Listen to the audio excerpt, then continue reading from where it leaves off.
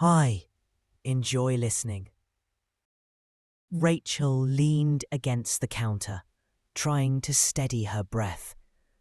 The kitchen smelled faintly of bleach, the scent of her last cleaning job still clinging to her clothes.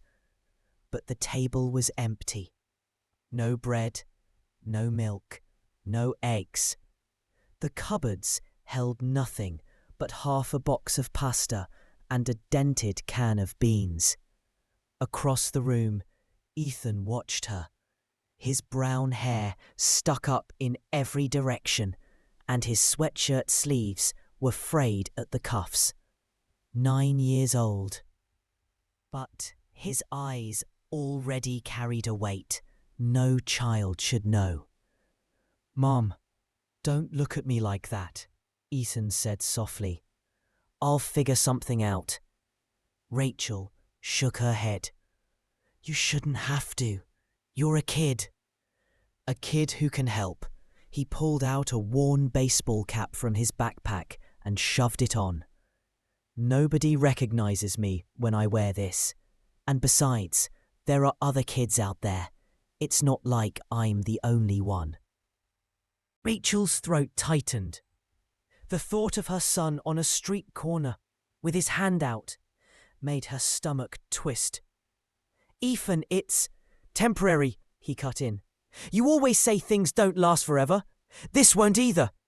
Once you're better, and once I'm old enough to help Uncle Joe in his garage, we'll be fine." She wanted to argue, to forbid him, but her leg throbbed under the cast, a sharp reminder of how useless she felt. She had slipped cleaning a staircase weeks ago, breaking her ankle in 2 places. Work had stopped. Neighbours had already loaned what they could. Bills stacked up, rent overdue, and the collection letters didn't stop. Rachel sank into a chair and pressed her hands to her face. "God, what did I do to deserve this?" Ethan slid beside her, wrapping his thin arms around her waist. "You didn't do anything wrong. It's Dad's fault. He's the one who borrowed all that money. He's the one who—" Ethan stopped, his voice catching. Rachel pulled him closer. They never talked much about Mark anymore. His accident had been brutal. The car mangled so badly the casket had stayed closed. That was 2 years ago, and the debt collectors had arrived not long after, claiming her late husband had left behind unpaid loans.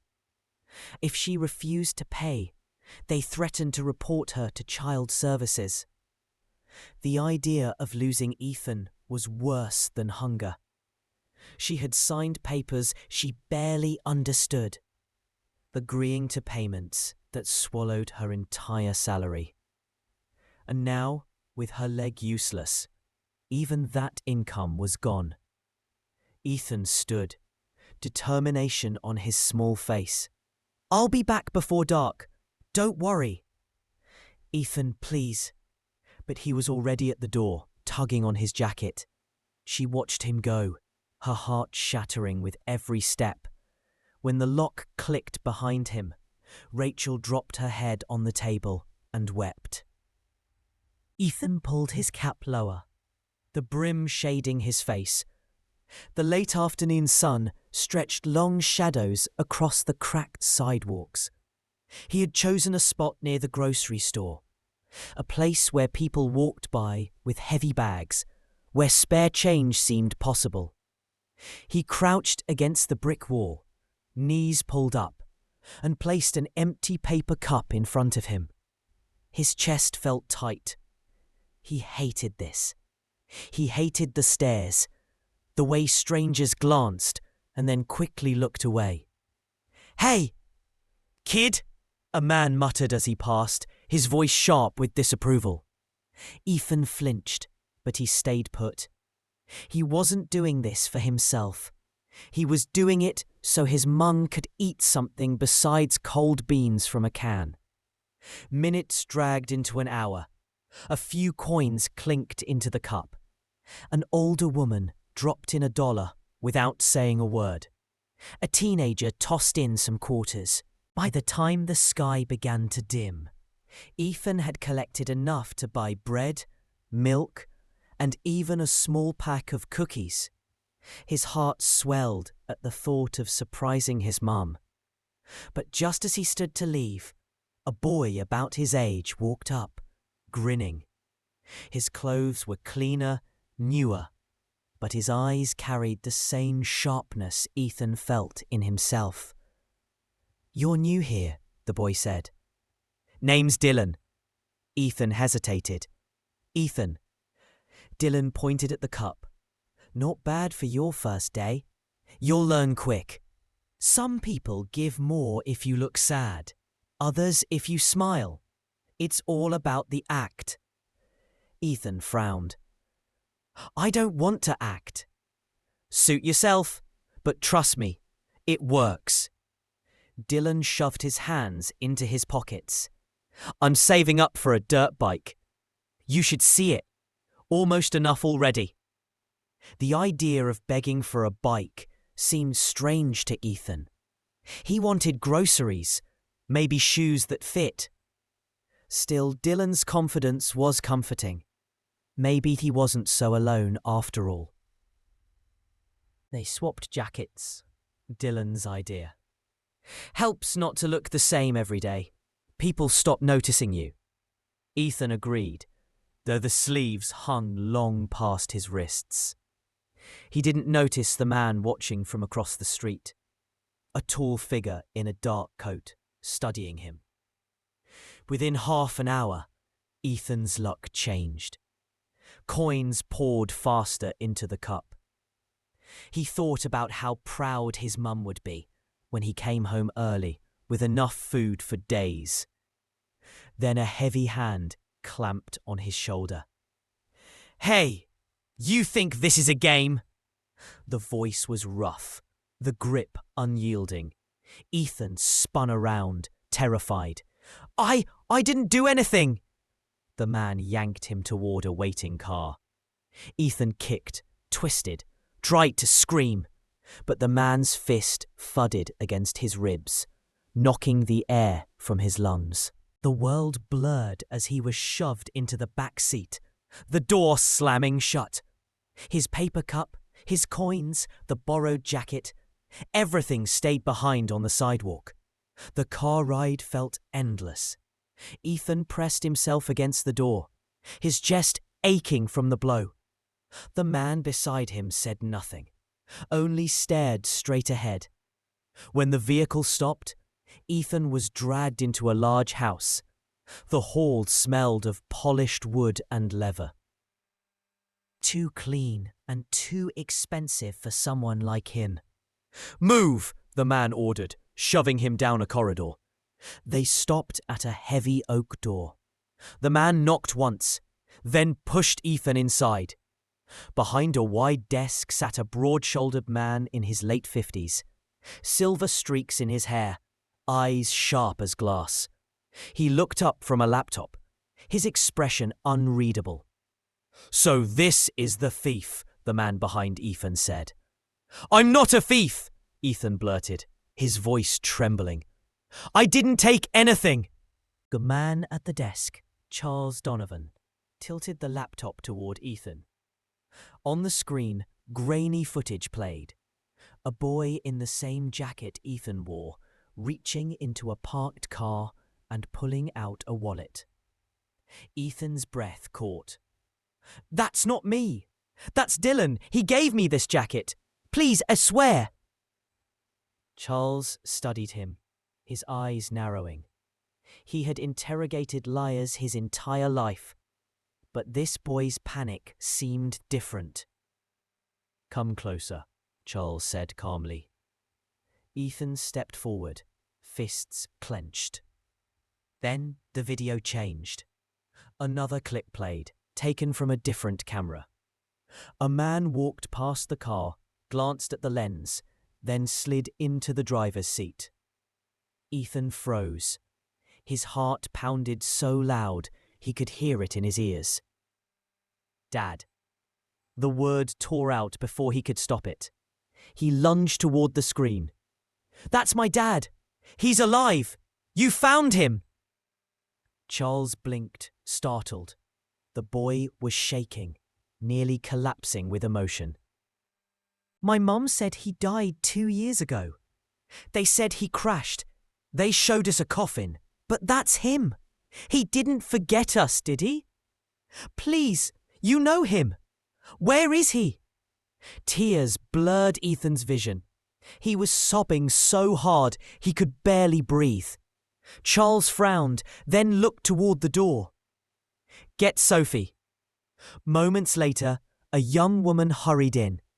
Sophie Donovan, 24, dark hair tied back, eyes alert with concern. She stopped short when she saw Ethan crumpled on the carpet. "Dad, what's going on?" "This boy claims the man in the video is his father," Charles said. "He believes the man faked his death." Sophie crouched in front of Ethan, her voice gentle. "Sweetheart, look at me. What's your name?" "Ethan," he whispered. "Ethan, you're safe here. No one's going to hurt you. But you need to tell us everything. Where's your mum?" "At home," Ethan stammered. "She's hurt. She can't work. We don't have food. I was trying to help." Sophie's chest tightened. She reached for a glass of water from the guard standing near the door. "Here, drink. Then we'll talk, okay?" Ethan gulped down the water, his tears slowing. But his gaze kept drifting to the laptop screen, to the man he swore was his father. Charles watched him carefully. The boy wasn't acting. That raw desperation couldn't be faked. And if the man in the video truly was connected to him, things were about to get very complicated. The door burst open again. A tall man in an expensive suit stormed inside. "I heard you caught that punk who stole my wallet. Turn him over to the police. Let them deal with him." Ethan's eyes widened. He knew that voice. He turned, staring at the man. His breath hitched. "Dad!"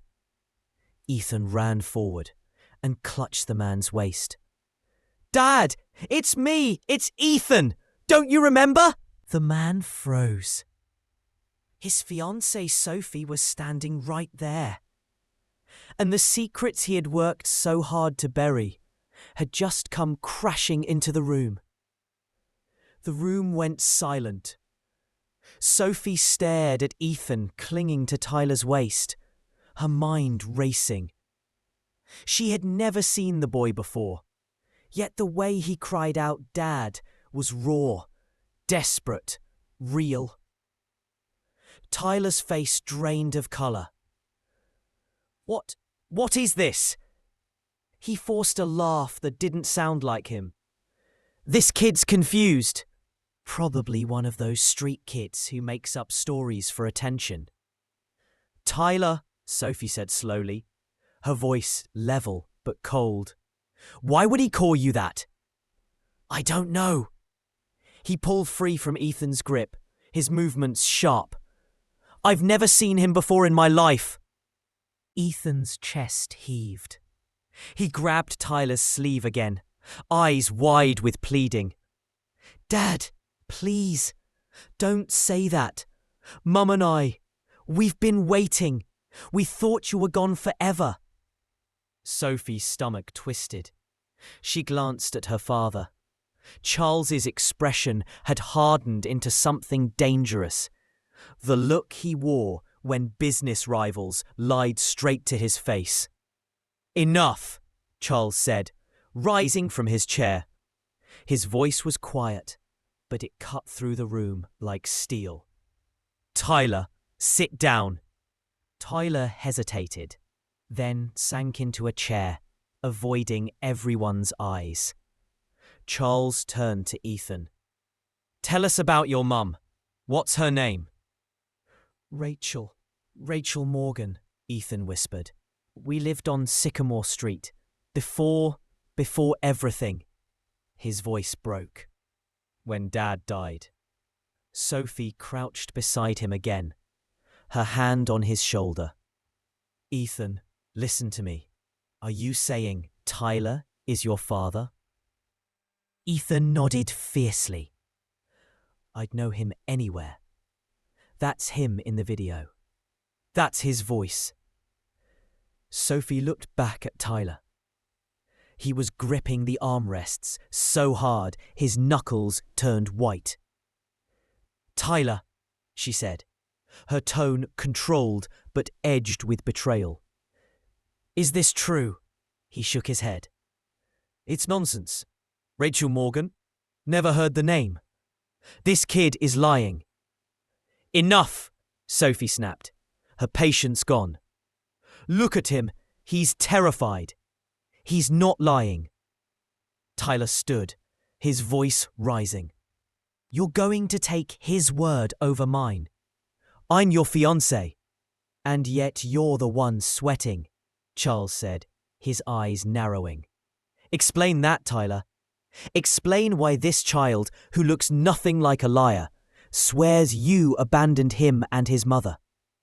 Tyler's mouth opened, then closed. His confidence slipped, the smooth charm cracking. Dad, Sophie said, her voice steady, I think Ethan should stay here tonight. He's not going back out there. And tomorrow, I want answers.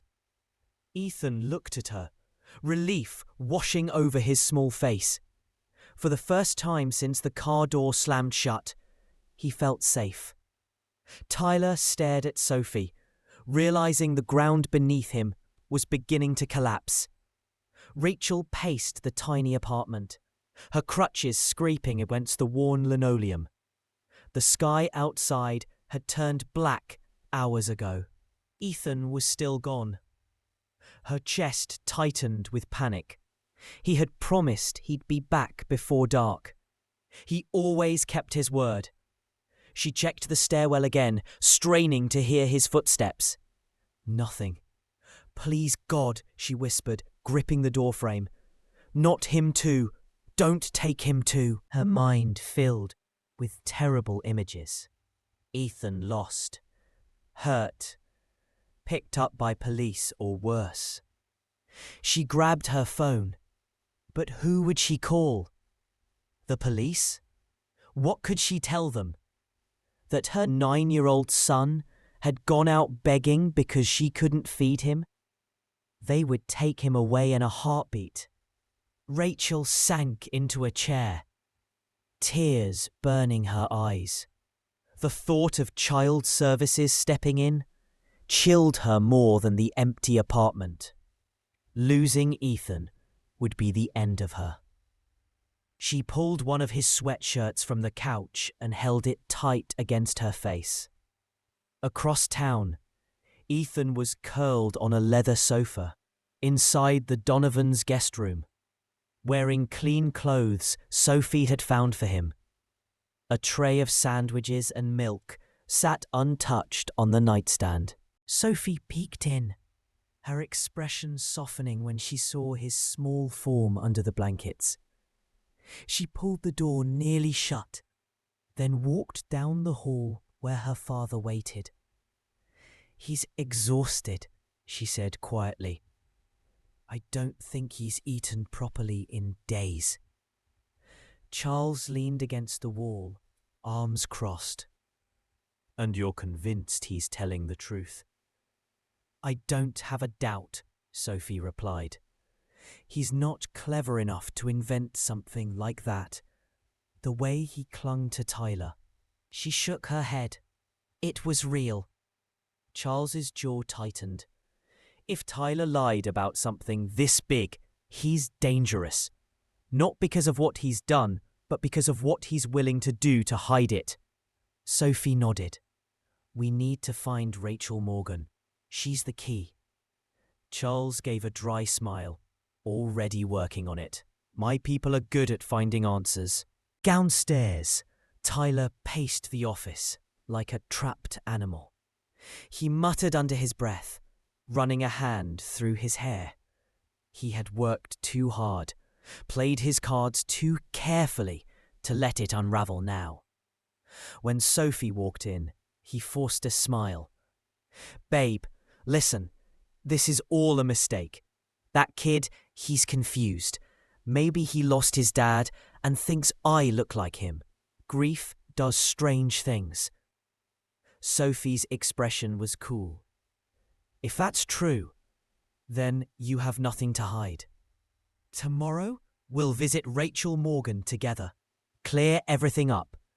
Tyler froze. "That's not necessary." "It is," Sophie said sharply. "Unless you want me to believe Ethan." Her voice left no room for argument. She turned on her heel and left, leaving Tyler alone with his fear. Back in the guest room, Ethan whispered into the dark, clutching the blanket. "Please let Mum be okay. Please let her not be alone." Morning light slipped through the blinds in Rachel's apartment. She hadn't slept. Every creak in the hallway made her heart lurch. Every car outside made her hope it was Ethan. Her phone buzzed on the table, an unfamiliar number. She hesitated, then answered. "Hello? Mrs. Morgan?" The voice was calm, professional. "My name is Daniel. I work for Charles Donovan. Your son Ethan is safe with us." Rachel's knees nearly gave out. She gripped the edge of the table. "Safe? Where? Who are you?" "I assure you, he's unharmed. We'll send a car for you. Please be ready in 20 minutes. The line went dead. Rachel's pulse raced. She didn't know the name. She didn't know the man. But if they had Ethan, she had no choice. She pulled on the only clean dress she owned, slid her foot carefully into the cast shoe, and waited. 20 minutes later, a black sedan pulled up outside. A driver stepped out, opened the door, and helped her inside. The ride felt endless. Rachel's thoughts spiraled. Was Ethan hurt? Did they want ransom? Was she walking into a trap? When the car finally stopped, she stepped out in front of a sprawling estate, the kind of place she had only seen in magazines. A tall man with silver hair met her at the door. "Rachel Morgan." "Yes." Her voice trembled. "I'm Charles Donovan. Please, come in." She followed him through polished hallways until they reached a sitting room. And there, "Mom!" Ethan ran into her arms. Rachel nearly collapsed, holding him as if she'd never let go. Tears streamed down her face as she kissed his hair, his cheeks, his forehead. "You're okay," she whispered. "You're really okay." Charles waited a moment, then spoke. "Mrs. Morgan, we need to talk. Ethan believes my daughter's fiancé is his father." Rachel froze. She pulled Ethan back just enough to search his face. "What did you say?" "He saw footage yesterday," Charles continued. "He insists the man in it was his father, alive." Rachel's grip tightened. She shook her head violently. No, that's impossible. Mark is dead. I buried him." "Mum, I saw him," Ethan insisted. "It was him. He looked right at the camera." Rachel's chest constricted. For a moment, she couldn't breathe. If Ethan was right, then everything, every night of crying herself to sleep, every desperate struggle to keep food on the table, had been built on a lie. Charles leaned forward. "Rachel, I need the truth. Tell me about your husband." Her hands shook as she wiped her face. "Mark Morgan. We were married 12 years. He worked in construction. 2 years ago, they said he died in a car crash. Closed casket. The debts he left behind nearly destroyed us. Charles's eyes darkened. And those debts, who did he owe? Rachel swallowed hard. I don't know. Men came to the apartment. They said I had to pay, or they'd take Ethan. I signed whatever they put in front of me. Charles nodded slowly. He had seen enough of those men in his younger years to know exactly what kind of people they were. The door opened.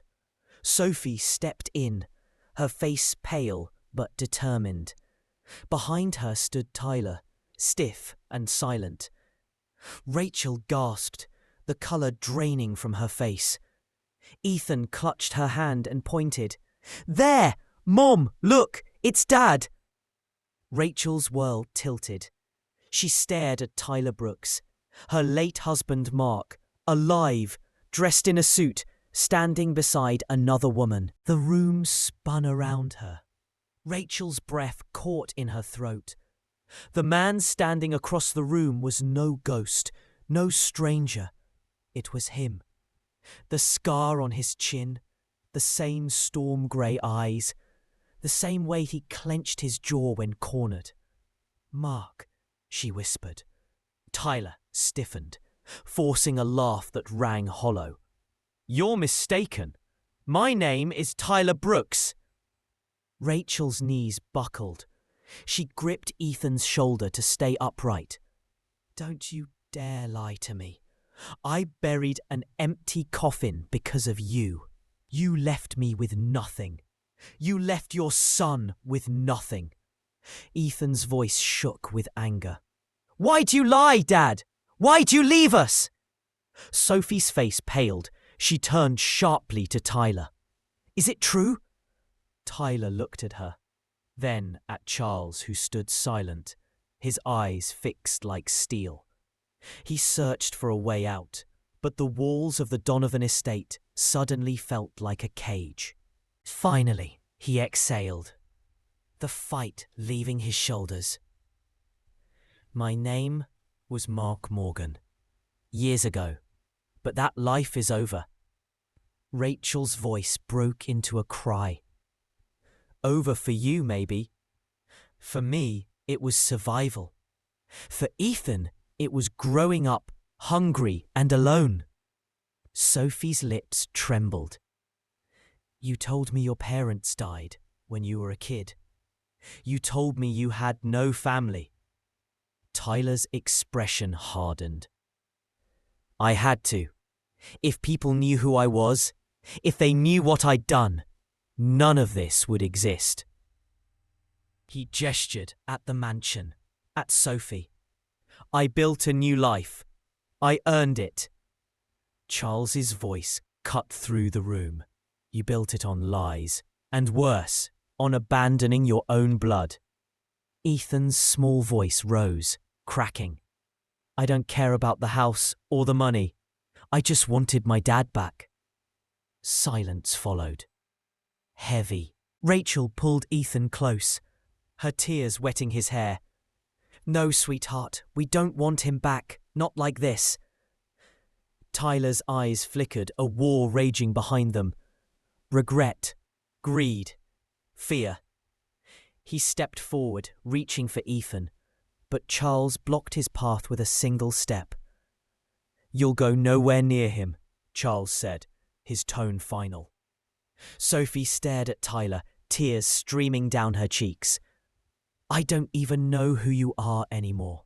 She ripped the engagement ring from her finger and let it fall to the floor with a sharp clink. Tyler's mask finally cracked. His face twisted with something between anger and despair. You don't understand. I had no choice. They would have killed me. Rachel lifted her head, eyes blazing.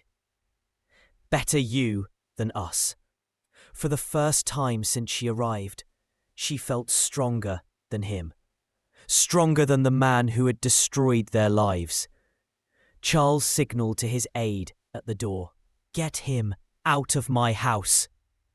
Two men stepped in, moving toward Tyler. He didn't resist. Not yet. But his eyes burned with calculation. like a man already planning his next move. As they dragged him away, Ethan buried his face in Rachel's arms. She held him tight, whispering over and over, "I've got you, I've got you." But inside, Rachel knew the fight wasn't over. Men like Mark, Tyler, didn't vanish quietly. The Donovans gave Rachel and Ethan a guest room that night. For the first time in years, Rachel slept in a bed without springs poking her back, without fear of the landlord knocking on the door. But sleep brought no peace. Every time she closed her eyes, she saw Mark's face, or Tyler's, as he now called himself, smiling that practice smile, fooling Sophie the same way he had fooled her.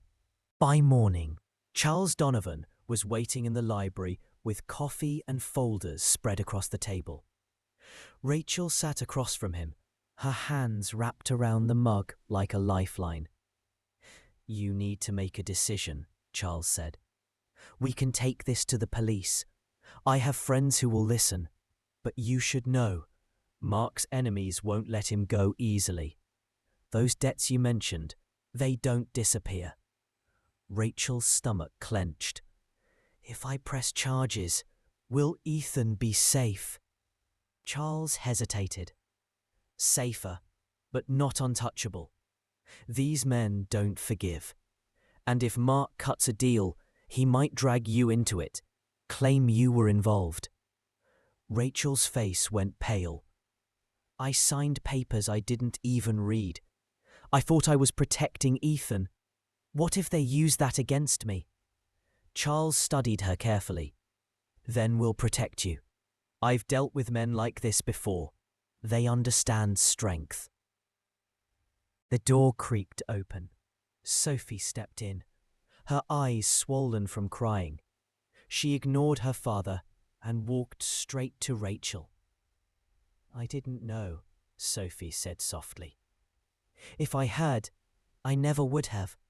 Her voice broke. Rachel shook her head. "It's not your fault. He lies for a living."